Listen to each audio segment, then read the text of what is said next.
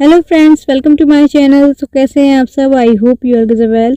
सो दोस्तों, आज के इस वीडियो के अंदर हम डिस्कस करने जा रहे हैं पीवी शैली की दो पोएम। सबसे पहली पोएम है और टू दी वेस्ट विंड और दूसरी पोएम है ओzymandias। तो आज की इस वीडियो के अंदर हम ये दोनों पोएम डिस्कस करने वाले हैं। लाइन बाय लाइन मैं आपको पूरा एक्सप्लेन करूँगी ये पोएम।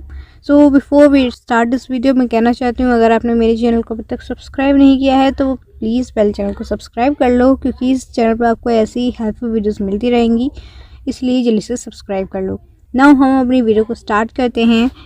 तो सबसे पहले हम अपनी ode to the west wind को पढ़ेंगे, उसके बाद हम अपनी सेकंड पोएम को पढ़ेंगे। तो स्टार्ट करते हैं हम। तो सबसे पहले तो ये जो हमारी पीवी शैली ने पोएम लिखी है और टू द वेस्ट विंड, ये 1819 के अंदर ये पोएम लिखी गई थी और 1820 के अंदर इसे पब्लिश कर दिया गया था। और यहाँ पर जो ये टाइटल है द वेस्ट विंड, ये बेसिकली वेस्ट विंड को इस पोएम के अंदर एक बर्बादी की तरीके से बताया गया है कि वेस्ट विंड जब आती है तो बर्बादी आती है, इस तरीके से बताया गया है। तो बेसिकली इस पोएम की जो थीम है वो डेथ और रिबर्थ पर है। ओके। और इस पोएम के अंदर टोटल 5 स्टैंजाज हैं जो कि हमें पढ़ने हैं। तो हम स्टार्ट करते हैं अपने फर्स्ट स्टैंजा से। तो लाइन स्टार्ट होती है, O wild west wind, thou breath of autumn wings, thou from whose unseen presence the leaves dead are driven like ghost from an enchanted flame. मतलब कि यहाँ पर ओ वाइल्ड वेस्ट विंड, जो हमारे पोएट हैं वो वेस्ट विंड को wild बोल रहे हैं, कि वो कह रहे हैं कि ओ वेस्ट विंड, तुम बहुत ही बेकाबू हो, तुम बहुत ही जंगली हो, तुम्हें कोई भी कंट्रोल नहीं कर सकता है, तुम अपनी मर्ज़ी से आ जा सकती हो। मतलब कि हवा को कोई कंट्रोल थोड़ी ना कर सकता है, तो वो वही बोल रहे हैं यहाँ पे वाइल्ड जो बोला गया है। और तुम ऑटम की जान हो, मतलब कि जब ऑटम आता है, मतलब कि जब तुम आती हो, वेस्ट विंड आती है, तब पता चलता है कि ऑटम आ गया है। ठीक है। Thou from whose unseen presence the leave dead, मतलब कि तुम्हें कोई देख नहीं सकता, तुम्हारी कोई शेप नहीं है, लेकिन फिर भी तुम्हारे अंदर इतनी हिम्मत है, तुम्हारे अंदर इतनी ताकत है कि तुम पत्तों को उखाड़ फेंकती हो। मतलब कि तुम्हारे आने पर पत्ते इस तरीके से भागते हैं जैसे कि एक जादूगर को देखकर भूत भागते हों। मतलब कि जो पत्ते हैं वो तुम्हें देखकर, वेस्ट विंड को देखकर इस तरीके से भागते हैं। इससे मतलब है कि जब वेस्ट विंड आती है तो उस टाइम पे जो सूखे जो पत्ते होते हैं वो झड़ जाते हैं पेड़ों पे से। तो यहाँ पर वही बोला गया है कि तुम्हें देखकर जो पत्ते हैं वो इस तरीके से भागते हैं जैसे कोई जादूगर को देख के भूत भागते हैं। अब आगे वो बोलते हैं, yellow and black and pale and hectic red, pestilence stricken multitudes.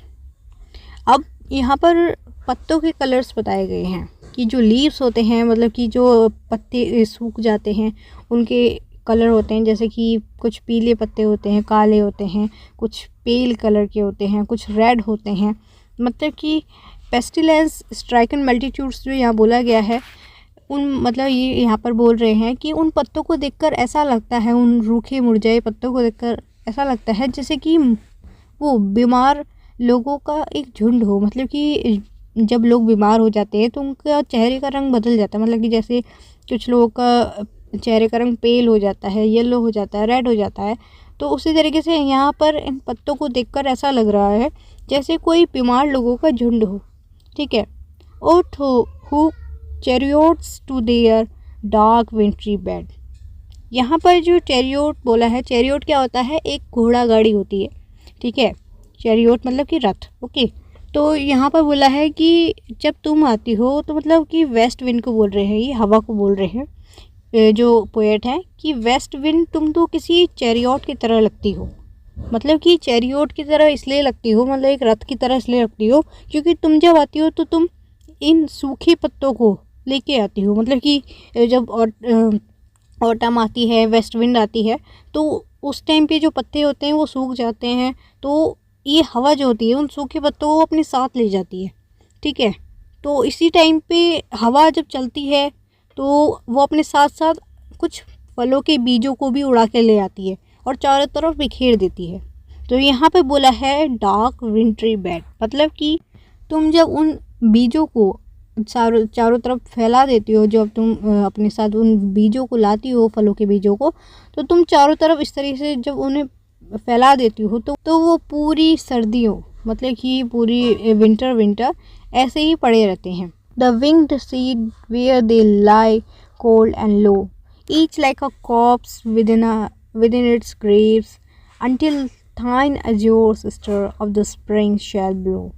मतलब कि यहाँ पे बोला गया है कि जिन बीजों को तुम अपने साथ उड़ा के लाती हो और चारों तरफ बिखेर देती हो, वो पूरी सर्दियाँ एक लाश की तरह लेटे रहते हैं, मतलब कि हिलते डुलते नहीं हैं। उसी जगह पे जहाँ पे तुम उन्हें बिखेरती हो, वो वहीं पूरी सर्दियाँ एक लाश की तरह, जैसे कि लाश एक कफन के अंदर बंद रहती है, वैसे ही वो वहाँ पे पड़े रहते हैं। अनटिल मतलब कि जब तक कि थाइन एज्योर सिस्टर, एज्योर का मतलब होता है ब्लू, मतलब कि जब तक तुम्हारी नीली बहन बोला गया है स्प्रिंग को, ठीक है, ऑटम की बहन स्प्रिंग बोला गया है यहाँ पे, कि जब तक वो सीड जब तक वहाँ पे ऐसे ही पड़े रहते हैं, जब तक कि तुम्हारी जो स्प्रिंग है, मतलब कि तुम्हारी जो ब्लू सिस्टर है, जब तक कि स्प्रिंग की हवा नहीं चल जाती है, तब तक वो इसी तरीके से पड़े रहते हैं। और जब स्प्रिंग की हवा चल जाती है, तब क्या होता है, जब स्प्रिंग आ जाता है तो हर clarion over dreamy earth and fill driving sweet birds like flocks to feed in air with living hues and odours plain and hills. मतलब कि जब स्प्रिंग आ जाती है तो वो जो बीज वहाँ पे पड़े होते हैं, जो वेस्ट विंड लाई है, वो फूट जाते हैं, मतलब कि उनके अंदर से कली खिल जाती है, ठीक है। और उस टाइम पे जब वो कली खिल जाती है तो यहाँ पे बोला गया है with living hues and odours plains and hills. तो उस टाइम पे ह्यूज का मतलब होता है रंग बिरंगा, चारों तरफ रंग बिरंगा हो जाता है, और मतलब कि खुशबू फैल जाती है पहाड़ी पे, ठीक है, पूरी हर जगह पे खुशबू फैल जाती है एक, और रंग बिरंगा हो जाता है सारा कुछ, ठीक है। Wild spirit which art moving everywhere, destroyer and preserver hear O hear. और अब जो हमारे पीवी शैली हैं वो इस वेस्ट विंड से बोल रहे हैं कि ओ वाइल्ड स्पिरिट, तुम हर जगह फैली हो, मतलब कि तुम हर जगह जाती हो, और तुम जहाँ भी जाती हो तुम एक डिस्ट्रॉयर भी हो और एक प्रिजर्वर भी हो, मतलब कि तुम सब कुछ तबाह भी कर देती हो और बचाती भी हो। ओके, यहाँ पे ये वेस्ट विंड को बोल रहे हैं। मतलब कि एक तरीके से अगर हम देखें, जो वेस्ट विंड आती है तो सारे जो पत्ते होते हैं रूखे सूखे, उन सब को अपने साथ ले जाती है, और दूसरी तरफ उन बीजों को लाती है, जो बीज जब स्प्रिंग आता है तो वो जो बीज हैं उनके अंदर से कलियाँ निकलती हैं। तो यहाँ पर वही बोला गया है कि तुम डिस्ट्रॉयर भी हो और प्रिजर्वर भी हो। हियर ओ हियर, मेरी सुनो वेस्ट विंग, ये बात बोल रहे हैं जो पीवी शैली हैं वेस्ट विंग से। अब नेक्स्ट स्टैंजर स्टार्ट होता है, जहाँ पर वो बोलते हैं थाउ ऑन हुज स्ट्रीम में the steep sky combination loose clouds like earth decaying leaves और shed shook from the tangle bough of heaven and mid ocean. तो इन लाइंस के अंदर जो पोएट हैं वो वेस्ट विंड से कह रहे हैं कि तुम आसमान, मतलब कि आसमान तक कोई ईज़िली पहुंच नहीं सकता, तुम उन बादलों को आसमान तक पहुंचा देती हो, अपने साथ ले जाती हो, ठीक है। हवा, मतलब कि हवा के रुख से जब बादल और ऊपर आसमान में पहुंच जाते हैं, तो ये वही बोल रहे हैं। तो ये बोल रहे हैं कि तुम्हारे अंदर इतनी ताकत है कि तुम जिस आसमान में कोई आसानी से पहुंच भी नहीं सकता, उस आसमान में तुम उन बादलों को ले जाती हो। और जब यहाँ से नीचे से अर्थ से कोई उन बादलों को देखता है तो ऐसा लगता है जैसे कि आसमान में चारों तरफ ये पत्ते फैले हों, जैसे कि ज़मीन पर वो सूखे पत्ते फैले होते हैं जो पेड़ से झड़ जाते हैं, वैसे ही यहाँ पर आसमान में जब हम देखते हैं उन बादलों को तो ऐसा लगता है जैसे कोई पत्ते फैले हों, ठीक है। तो ये जो पत्ते हैं ये किस पेड़ से झड़े हैं? अब अगर हम बात करें, ज़मीन पर जो पत्ते झड़ते हैं वो किसी पेड़ से झड़ते हैं और नीचे गिर जाते हैं। अब ये जो बादलों को पत्ते बोला गया है, पोएट ने जो पत्ते बोले हैं बादलों को, तो ये जो पत्ते हैं बादल, ये कहाँ से झड़े हैं? तो ये झड़े हैं हेवन और ओशन से। तो चलो हेवन से तो मान लिया आसमान से, मतलब हेवन से आए हैं, स्वर्ग से आए हैं, और दूसरा है यहाँ पे ओशन। ओशन से कैसे? ओशन से ऐसे कि जो बादल होता है वो जब ओशन के अंदर से जो भाप निकलती है वो ऊपर जाती है तो बादल बनती है। तो उसी तरीके से यहाँ पे बोला गया है कि हेवन और ओशन के शाखाओं पे लटकने वाले ये पत्ते हैं। ओके, आगे वो बोलते हैं angels of rain and lightning there are spread on the blue surface of thine airy surge like the bright hair uplifted from me head of some fierce maenad. अब इन लाइन्स का मतलब है कि ये जो बादल हैं ये किसी एंजल की तरह हैं जिनके अंदर बारिश और बिजली भरी हुई है, और they are spread on the blue surface का मतलब है कि ये जो बादल हैं ये पूरे नीले आसमान में इस तरह फैले हुए हैं, जैसे कि ऐसा लग रहा है जैसे कोई जंगली लड़की बाल खोल के, अपने गोल्डन बाल खोलकर नाच रही हो उस तरीके से। और वो जो लड़की है वो डायनेसिस को फॉलो करती है। डायनेसिस यहाँ पे जो दोस्तों मैनिड वर्ड लिखा हुआ है ये, इसका मतलब होता है डायनेसिस। अब बेसिकली डायनेसिस क्या है? वो ग्रीक मैथोलॉजी के अंदर एक कैरेक्टर है जिसकी पूजा करी जाती है, जो कि वाइन के जो देवता होते हैं वो हैं, मतलब कि जो खुशियों के देवता हैं ग्रीक में वो हैं डायनेसिस। और डायनेसिस के भी जितने फॉलोअर्स होते हैं, जो फॉलोअर होते हैं उन्हें कहते हैं मैनिड। ओके, तो बेसिकली ये है। उसके आगे वो बोलते हैं dream from the dim words of the horizon to the zenith height the locks of the approaching storm. मतलब कि यहाँ पर बोल रहे हैं कि जो बादल हैं ये इस तरीके से फैले हुए हैं जिसकी जो कि ऐसे लग रहे हैं कि ये बादल आसमान में इतने ज़्यादा मतलब कि ऐसे फैले हुए हैं जैसे लग रहा है कि जैसे कोई तूफान आने वाला हो। डाउ डर्ज ऑफ डाइंग ईयर, मतलब कि यहाँ पे जो लाइन बोली है डाउ डर्ज, डर्ज का मतलब होता है दोस्तों एक सैड सॉन्ग, जो कि किसी की मरने के बाद, किसी की डेथ के बाद जो सैड सॉन्ग गाया जाता है उसे डर्ज कहते हैं। तो यहाँ पर बोला गया है कि साल ख़त्म होने वाला है, साल मरने वाला है, और इस टाइम पे ये जो वेस्ट विंड है ये डर्ज गा रही है, मतलब कि एक सैड सॉन्ग गा रही है इस ईयर के मरने पर, मतलब ये साल ख़त्म होने पर। अब आगे वो बोलते हैं to which this closing night will be the tomb of a vast sculpture, vaulted with all thy congregated might of vapors, from whose solid atmosphere black rain and fire and hail will burst, O hear। अब इन lines का मतलब है कि ये जो काली रात है, ये काली रात में आसमान ऐसा लग रहा है जैसे कोई बड़ी सी कब्र की छत हो। मतलब ये काला जो आसमान है, ये रात हो रही है, इस टाइम पे आसमान ऐसा लग रहा है जैसे कोई बड़ी सी कब्र की छत हो। और ये जो बड़ी सी कब्र की छत है इसके अंदर से अब एक काली बारिश होगी और उसके अंदर से बिजली गिरेगी और ओले गिरेंगे, ठीक है। ओ हियर, मतलब कि तुम सुनो, ये बात बोल रहे हैं जो हमारे पोएट है कि ऐसा लग रहा है ये जो काली रात है ये एक बड़ी कब्र की छत हो और उसके उस छत के अंदर से काली बारिश होगी और आग के गोले नीचे गिरेंगे, इस तरीके से लग रहा है। अब थर्ड स्टैंडर स्टार्ट होता है और इसके अंदर वो बोलते हैं Thou who doesn't waken from his summer dreams, the blue Mediterranean where he lay, lulled by the coil of his crystalline streams, beside the pumice isles in Bays Bay।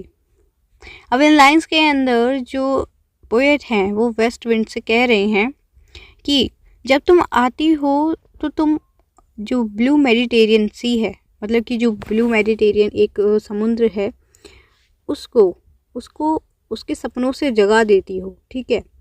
और तुम मतलब कि ये यहाँ पे बोल रहे हैं कि जब तक तुम नहीं आती हो वेस्ट विंड, जब तक वो ब्लू मेडिटेरियन जो सी है वो आराम से टापू के पास सोता रहता है और झपकियाँ लेता रहता है, मतलब कि सुस्त पड़ा रहता है, शांत रहता है, जब तक कि वेस्ट विंड ना आ जाए।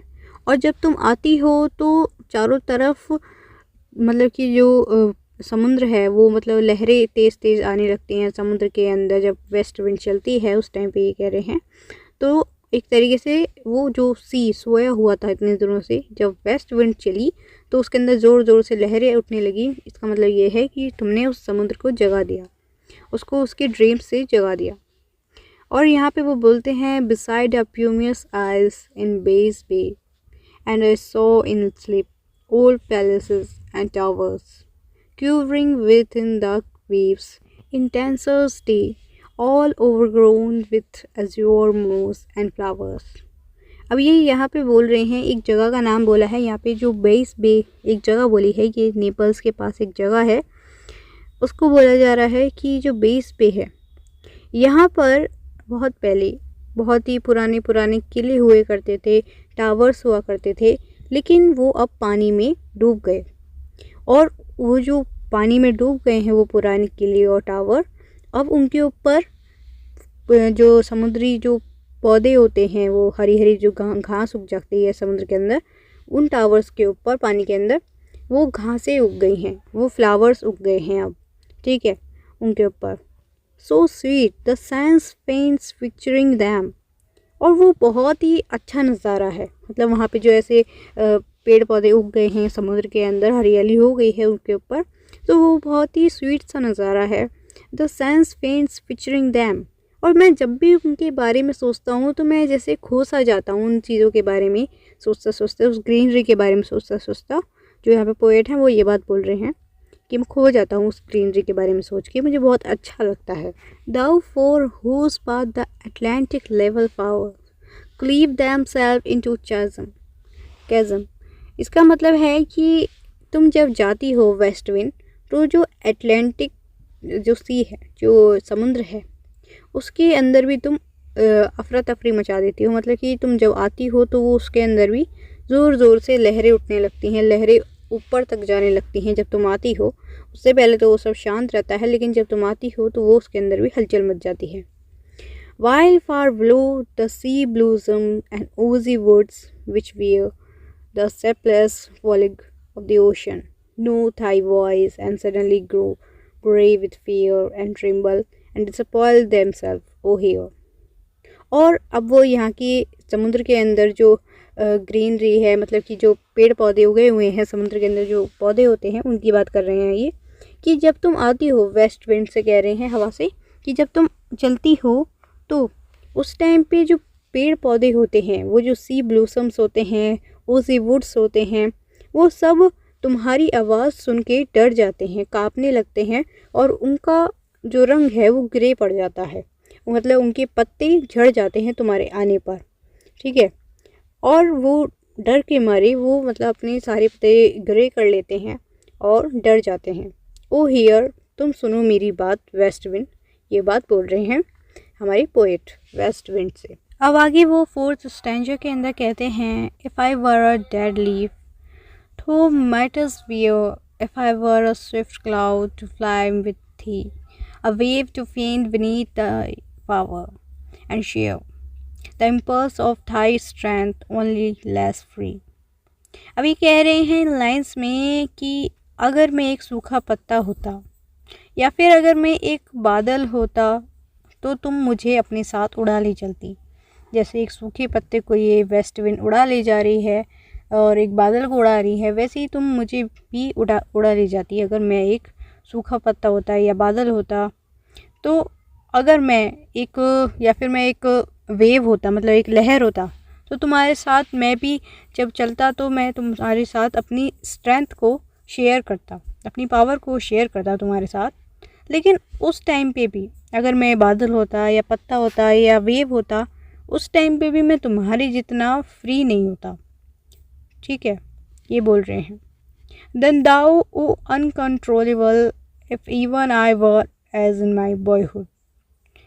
ये कह रहे हैं वेस्ट विंड से कि वेस्ट विंड तुम अनकंट्रोलेबल हो, मतलब कि तुम्हें कोई काबू में नहीं कर सकता, तुम फ्री हो, तुम कहीं भी जा सकती हो, तुम्हें कोई रोक टोक नहीं सकता, तुम एकदम फ्री हो, ठीक है। If I even I were as in my boyhood, मतलब जैसे कि मैं अपने बचपन में जब मैं छोटा था तो मैं भी फ्री हुआ करता था, मेरे को भी कोई कंट्रोल नहीं कर पाता था, मैं भी ऐसे ही तुम्हारी तरह अनकंट्रोलेबल था, और उस टाइम पे मैं भी ऐसे ही फ्री था तुम्हारी तरह।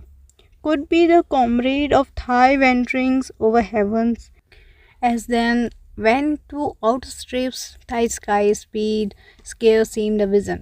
और उस टाइम पे जब मैं छोटा था तो मेरी भी स्पीड तुम्हारी जितनी थी, तुम्हारी जितना मैं भी तेज़ था, मुझे भी कोई रोक नहीं पाता था, कोई कंट्रोल नहीं कर पाता था। उस टाइम पे शायद अगर मैं तुमसे ये कंपैरिजन करता कि मैं तुम्हारे साथ उड़ रहा हूँ तुम्हारी जितना स्पीड, तो उस टाइम पे ये सुनने में उतना बेहुदा नहीं लगता, उतना अजीब नहीं लगता जितना कि आज लग रहा है। I would never have striven as the with thigh in prayer in my sore need. Oh, lift me as a wave, a leaf, a cloud. और उस टाइम पे मुझे तुमसे प्रार्थना करने की भी ज़रूरत नहीं पड़ती कि ओ वेस्ट विंड मेरी बात सुनो, ओ वेस्ट विंड मेरी बात सुनो, इस तरीके से प्रे करने की भी ज़रूरत नहीं पड़ती, क्योंकि उस टाइम पे मेरी भी स्पीड तुम्हारी जैसी ही थी। मैं भी इसी तरीके से अनकंट्रोलेबल था, मैं भी बहुत तेज़ था बचपन में। उस टाइम पे मुझे तुम्हें इस तरीके से मतलब कि रिक्वेस्ट करने की ज़रूरत नहीं थी, प्रेयर करने की ज़रूरत नहीं थी। Oh, lift me as a wave, a leaf, a cloud. I fall upon the thrones of life. I bleed. Oh, west wind, मुझे प्लीज़ या तो एक वेव बना दो, मतलब या तो एक लहर बना दो, या फिर एक पत्ता बना दो, या फिर एक बादल बना दो, क्योंकि मैं इस लाइफ से थक चुका हूँ। इस लाइफ की कांटों में मैं इस तरीके से जकड़ गया हूँ, और मुझे मतलब जो ये कांटे हैं लाइफ के जिन्होंने मुझे जकड़ लिया है, ये इतने ज़्यादा मुझे चुभ रहे हैं कि अब मेरे अंदर से खून आने लगा है। A heavy weight of hearts has chained and bowed, one to like thee, timeless and swift and proud. और ये जो टाइम है और ये जो मेरी लाइफ है, ये मतलब कि मेरी लाइफ में जितनी भी चीज़ें हैं इन सब ने मुझे जकड़ लिया है एक तरीके से, मतलब मुझे जैसे चेन से बांध देते हैं वैसे मुझे बांध दिया है इस समय ने, ठीक है। और इस वजह से मेरा जो प्राउड है वो भी मुझसे छीन गया है। अब मतलब मेरे अंदर वो प्राउड भी नहीं रहा है जो बचपन में हुआ करता था जब मैं तुम्हारे जितना तेज़ था। अब वो चीज़ नहीं रही है, अब मुझे इस लाइफ में बांध लिया गया है इस समय ने, ठीक है। तो मैं चाहता हूँ कि तुम मुझे या तो कोई पत्ता बना दो या बादल बना दो, ताकि मैं तुम्हारे साथ हवा में उड़ सकूँ, ताकि तुम मुझे भी अपने साथ ले चलो, ठीक है। O west wind. अब फिफ्थ स्टैंजा स्टार्ट होता है जिसमें कि पोएट बोलते हैं, make me thy lyre even as the forest is, what if my leaves are falling like its own. यहाँ पर पोएट जो है वो इस वेस्ट विंड से कह रहे हैं कि तुम जब भी फॉरेस्ट में आती हो, जब भी तुम जंगल में आती हो, तो एक अलग सा म्यूज़िक बजता है जंगल में, एक अलग सा म्यूज़िक की आवाज़ आती है, एक गाना। और मैं चाहता हूँ कि तुम मुझे भी अपना एक म्यूज़िकल इंस्ट्रूमेंट बना लो, ठीक है। यहाँ पे मतलब कि वो घुमा फिरा के यही कहना चाह रहे हैं कि मुझे भी एक सूखा पत्ता बना लो जिसको तुम हवा अपने साथ ले जाती हो बहा के अपनी हवा में, मुझे भी अपना एक म्यूज़िकल इंस्ट्रूमेंट बना लो। What if my leaves are falling like its own, मतलब कि शायद तब जब तुम मुझे पत्ता बना दोगी तो शायद मैं भी जंगल में जैसे पेड़ों पे से पत्ते गिरते हैं उसी तरीके से मैं भी उन पेड़ों पे से पत्ते की तरह नीचे गिरूँ। The tumult of thy might harmonies will take from both a deep autumnal tone. Lines का मतलब है कि जो पोएट है वो कह रहे हैं कि अगर तुम ऐसा करोगे, मुझे एक पत्ता बना दोगे, एक म्यूज़िकल इंस्ट्रूमेंट बना दोगे, तो मैं भी इस फॉरेस्ट के साथ एक ऑटम ट्यून, मतलब कि एक ऑटम म्यूज़िक गाऊंगा यहाँ पे, ठीक है। मैं भी इस फॉरेस्ट की तरह, जैसे फॉरेस्ट में आवाज़ आती है जब तुम आती हो फॉरेस्ट में, जो म्यूज़िक बजता है, तो उस म्यूज़िक को मैं भी फॉरेस्ट के साथ मिलके गाऊंगा, उस ऑटम म्यूज़िक को मैं भी गाऊंगा मिलके। स्वीट तो इन सैडनेस, मतलब कि वो गाना भले ही दर्द से भरा होगा, दुख से भरा होगा, लेकिन फिर भी वो सुनने में अच्छा लगेगा। बी दो स्प्रिट फिशरी my spirit be thou me इम्पीटियस one. In lines का मतलब है कि तुम एक अनरूली स्पिरिट हो, मतलब कि तुम पर कोई भी काबू नहीं कर सकता है, तो तुम मेरी स्पिरिट बन जाओ, मतलब कि मेरी सोल बन जाओ तुम, ठीक है। और तुम मुझ में ही मिल जाओ। वेस्ट विंड से कह रहे हैं पोएट कि तुम मुझ में ही मिल जाओ, क्योंकि तुम एक अनरूली स्पिरिट हो इसलिए। Driven my dead thoughts over the universe like withered leaves to quicken a new birth. और मेरी जो थॉट्स हैं उन्हें पूरे यूनिवर्स में फैला दो, मेरे पास से ये जो पुराने थॉट्स हैं इनको दूर कर दो, और ये पुराने थॉट्स मुझसे दूर ले जाके पूरे यूनिवर्स में फैला दो। जैसे कि जो तुम सूखे पत्ते अपने साथ ले जाती हो उड़ा के और पूरी जगह फैला देती हो, उसी तरीके से मेरे पास से भी ये पुराने जो थॉट्स हैं इन्हें ले जाओ, ताकि जैसे कि जब तुम पुराने पत्ते ले जाती हो उसके बाद जब वो नए पत्ते खिलते हैं और एक नई ग्रीनरी पूरा सारे में छा जाती है, तो उसी तरीके से जब तुम मेरे पास से वो पुराने थॉट्स ले जाओगी, वो मरे हुए थॉट्स ले जाओगी, तो मेरे मन में भी न्यू थॉट्स आएंगे, अच्छे थॉट्स आएंगे, एक एक्साइटेड थॉट आएंगे। And by the incantation of this words scatter as from an unextinguished hearth ashes and spark my words among mankind। Poet कह रहे हैं कि मेरी ये जो पोएम है ये सिर्फ एक पोएम नहीं है बल्कि एक प्रेयर भी है, जो कि मैं चाहता हूँ कि तुम पूरे वर्ल्ड में फैला दो, पूरे मैनकाइंड में फैला दो।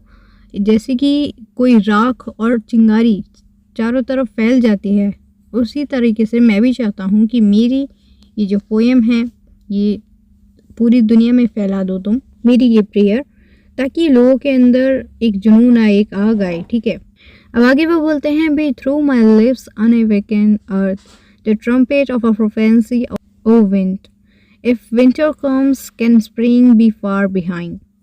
अब इन लाइन्स का मतलब है कि तुम मेरे ज़रिए, मतलब कि मेरी बात तुम अपने होठों से बोलो।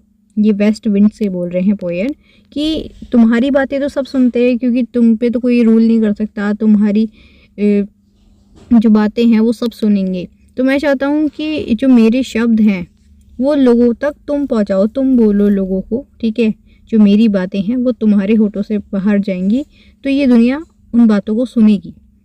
The trumpet of prophecy. और मैं चाहता हूँ कि तुम अपने मुंह से उन वर्ड्स को बोल के मेरी जो थॉट्स हैं उनको एक प्रेडिक्शन बना दो, मतलब एक भविष्यवाणी बना दो। ठीक है, मेरे थॉट्स को एक प्रोफेंसी बना दो, मतलब कि एक भविष्यवाणी बना दो। ओ विंड, ए हवा की झोंकी। If winter comes can spring be far behind. ये कह रहे हैं कि अगर सर्दियाँ आई हैं तो उसके पीछे पीछे स्प्रिंग भी चली आएगी। ऐसा तो नहीं है कि अगर विंटर आई है तो स्प्रिंग नहीं आएगी, मतलब कि अगर सर्दियाँ आई हैं तो उसके बाद गर्मियाँ नहीं आएंगी, ऐसा तो नहीं है। मतलब कि ये डायरेक्टली कहना चाहते हैं कि अगर बुरा वक्त आया है तो बुरा वक्त के बाद अच्छा वक्त भी ज़रूर आएगा। ऐसा तो नहीं है कि सिर्फ बुरा वक्त ही चलेगा, अच्छा वक्त भी उसके बाद आएगा। तो ये यहाँ पे हमारी लाइन्स के साथ ये ode to the west wind complete होती है। आई होप आपको समझ आ गई होगी। वैसे तो ये बहुत मुश्किल थी, लेकिन फिर भी मैंने आपको ईजी लैंग्वेज में समझाई है लाइन बाय लाइन। अगर फिर भी कोई दिक्कत आ रही हो तो आप उसे कमेंट सेक्शन में पूछ सकते हैं, मैं आपको आंसर कर दूँगी। नाउ अब हम पीवी शैली की नेक्स्ट पोएम पढ़ लेते हैं, ओज़िमेंडियस। सो दोस्तों, ये जो पोएम है ओज़िमेंडियस, ये एक राजा के ऊपर पोएम है जिसका नाम था ओज़िमेंडियस। ये एक इजिप्ट का राजा था जो कि अपनी एक मूर्ति बनवाना चाहता था, ऐसी मूर्ति जो कभी भी ख़राब ना हो, ताकि लोग जब भी उसकी मूर्ति को देखें तो हमेशा वो उसे याद करें।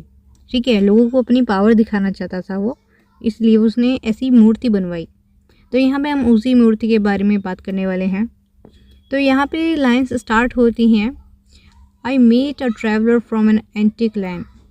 पोएट जो है हमारा वो एक ऐसे ट्रैवलर से मिलता है जो कि बहुत ही पुरानी जगह से आया हुआ है, एक एंटिक लैंड से आया हुआ है। ठीक है, एक ये बहुत पुरानी जगह है, वहाँ से आया हुआ है वो ट्रैवलर जिससे हमारा पोएट मिला है। अब जब पोएट उस ट्रैवलर से मिलता है तो वो ट्रैवलर पोएट से कहता है, who said two vast and trunkless legs of stone stand in the desert. अब ये जो ट्रैवलर है, बाकी की जितनी लाइंस लिखी हैं वो सारी लाइंस ट्रैवलर बोल रहा है पोएट से। वो बोल रहा है कि डेजर्ट के अंदर, मतलब रेगिस्तान के अंदर, दो बड़ी बड़ी टांगे जो कि ट्रंकलेस हैं। ट्रंकलेस मतलब, ट्रंक का मतलब होता है धड़, मतलब ऊपर का जो शरीर होता है, वो टांगों के ऊपर का जो शरीर होता है उसे ट्रंक बोला जाता है। तो वो यहाँ पे जो ट्रैवलर है वो पोएट को बता रहा है कि रेगिस्तान में एक मूर्ति है जिसकी सिर्फ बड़ी बड़ी जो टांगे हैं, उसका ट्रंक नहीं है, बिना ट्रंक का है वो, मतलब ऊपर का धड़ नहीं है, और वो रेगिस्तान में खड़ी हैं वो बड़ी बड़ी दो टांगे। Near them on the stand half sunk a shutter wages like. यहाँ पे विजेस का मतलब होता है फेस, हेड। ठीक है, तो यहाँ पर वो आगे बोलता है कि उसी के पास में रेत के अंदर आधा धसा हुआ एक मूर्ति का चेहरा भी है, मतलब कि उसी मूर्ति के पास जो टांगे हैं, टांगों के पास एक चेहरा भी है, मतलब कि हेड जो उसके सर पे लगा हुआ होगा पहले, लेकिन जब वो टूट गया होगा तो वो नीचे से धूल में, मतलब कि रेत में धंस गया है।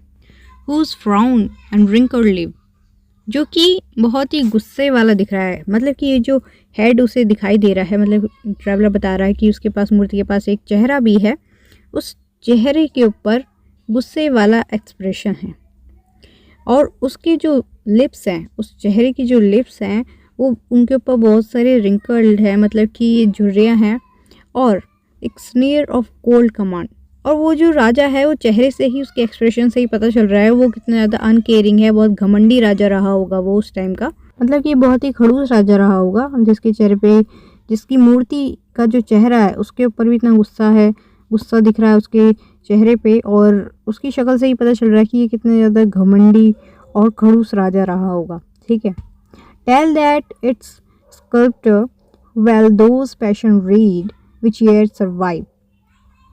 उसकी, इस मूर्ति के जो स्कल्प्टर है, मतलब कि जिसने ये मूर्ति बनाई है, उसने इतनी बारीकी से ये मूर्ति बनाई है, इतनी पैशन के साथ ये मूर्ति बनाई है कि इसकी जो एक्सप्रेशन है, जो उस टाइम पे इस स्कल्प्टर को लगता होगा कि ये जो राजा है इस तरीके का है, तो उसने एक एक बारीकी इस मूर्ति के अंदर बनाई है, एक एक एक्सप्रेशन इसके अंदर बनाया है कि देखकर ही पता चल रहा है। ठीक है, इसके एक्सप्रेशन से ही। विच येट सर्वाइव, जो कि अभी भी बच गई है ये मूर्ति। Stamped on this lifeless things that hand that mock them and heart that feed.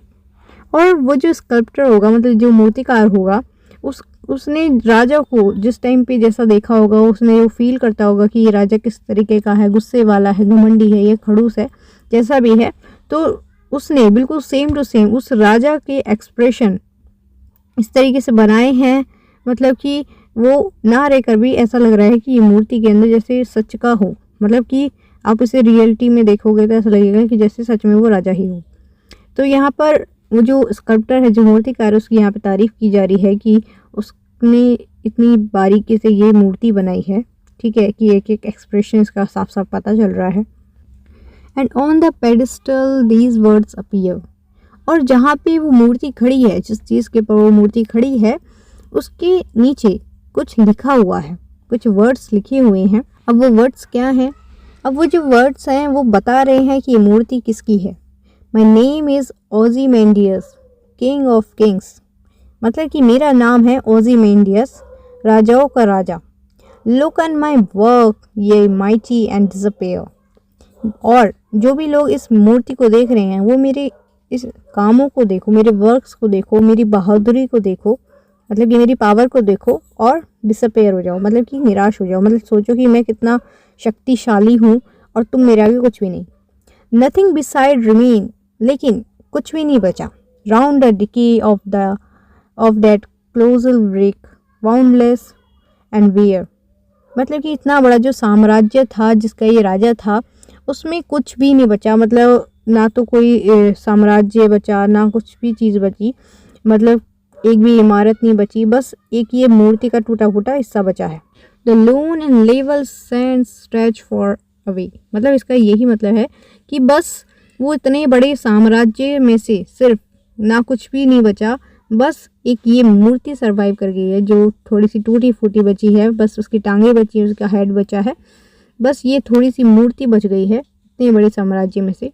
ठीक है, और इससे हमें, मतलब इस पोएम का जो एंड है वो इस तरीके से होता है कि जो राजा था वो चाहता था कि उसकी जो मूर्ति है वो हमेशा रहे, उसका एक नाम हमेशा रहे, ताकि दुनिया जाने कि वो कितना पावरफुल था। ठीक है, लेकिन हर चीज़ हमेशा नहीं रहती है, हर चीज़ परमानेंट नहीं हो सकती, कोई भी चीज़ हो वो परमानेंट नहीं होती है, एक ना एक दिन से ख़त्म होना ही होता है। चाहे वो कितना भी पावरफुल राजा क्यों ना आ जाए, उसके ऊपर कोई ना कोई दूसरा राजा आ ही जाएगा उससे रिप्लेस करने के लिए। ठीक है, इसलिए कोई भी चीज़ परमानेंट नहीं होती है, यहाँ पे ये चीज़ है इस पोएम के अंदर। और इसी के साथ ये पोएम भी कंप्लीट होती है हमारी। वीडियो पसंद आई हो तो प्लीज़ वीडियो को ज़्यादा से ज़्यादा लाइक करें एंड चैनल को जल्दी से सब्सक्राइब भी कर लो, ताकि ऐसी ही हेल्पफुल वीडियोस आपको टाइम से मिलती रहें। So thank you so much for watching, मिलते हैं नेक्स्ट वीडियो में, बाय बाय।